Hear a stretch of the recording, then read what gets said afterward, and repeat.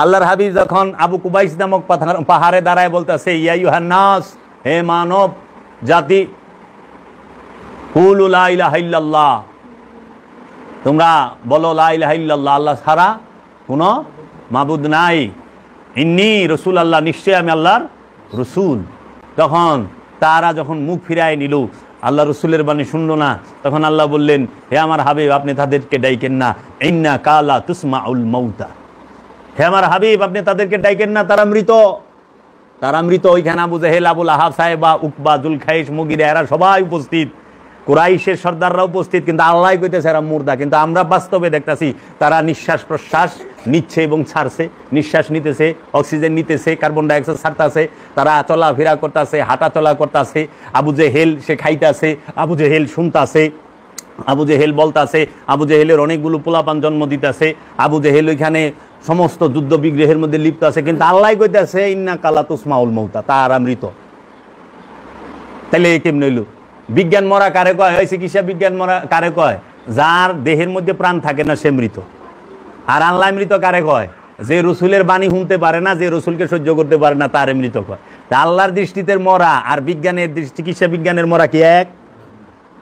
যার কলব মরা হ্যাঁ হইল মরা আল্লাহর দৃষ্টিতে। ইন্না কালা তুসমাউল মৌতা, তাদের অন্তরগুলো মৃত, আপনি তাদেরকে শুনাইতে পারবেন না, তারা শুনবে না, তারা মৃত।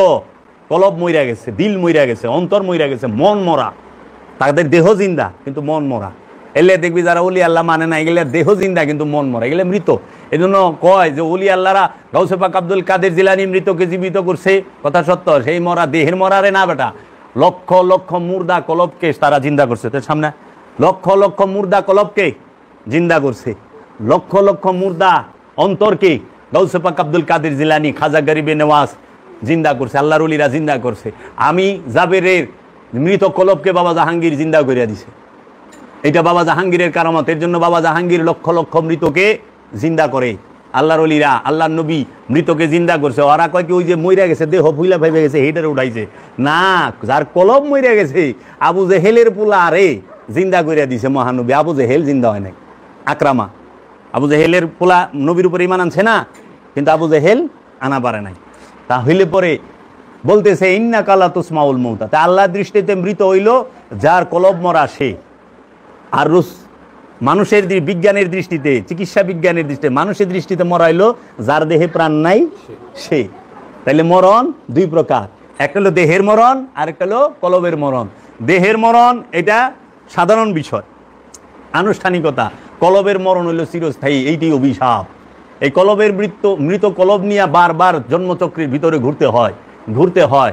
আর কলব যখন জিন্দা হয়ে যায় তখন আর জন্মচক্রের ভিতরে ঘুরতে হয় না, বারবার আসতে হয় না। ইন্না লিল্লাহি ওয়া ইন্না ইলাইহি রাজিউন এই ফেরে পড়তে হয় না, বুঝছেন?